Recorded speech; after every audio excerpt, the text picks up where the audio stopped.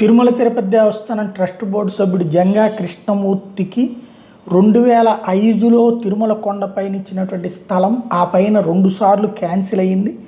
అయితే ఇప్పుడున్నటువంటి పాలక మండలి అతనికి మళ్ళీ స్థలం కేటాయించడం, ఎవరు ప్రైవేటు వ్యక్తులకి స్థలాలు ఇవ్వకూడదని ఆల్రెడీ తీర్మానించినా కూడా అటు యనమల రామకృష్ణుడికి సంబంధించినటువంటి ఒక గుడిని తిరుమల తిరుపతి దేవస్థానం చేతికి ఇవ్వటం, అట్లాగే ఇట్లాగ ఓవరాల్గా రాజకీయాలకు అతీతంగా పనిచేస్తామని రాజకీయాల కోసమే పనిచేస్తున్నట్టు ఆంధ్రజ్యోతి వార్త రాయటం, ఆ తర్వాత చంద్రబాబు నాయుడు దాన్ని హైలైట్ చేస్తూ ఆ విషయంలో దాన్ని క్యాన్సిల్ చేస్తూ నిర్ణయం తీసుకోవడం, దాని మీదన జంగా కృష్ణమూర్తి రాజీనామా చేయడం జరిగితే ఇప్పుడు జంగా కృష్ణమూర్తిని సీఎంఓ ముఖ్యమంత్రి కార్యాలయం రేపు ఉదయం చంద్రబాబు గారు కలుస్తాను రమ్మనమని పిలిచారట.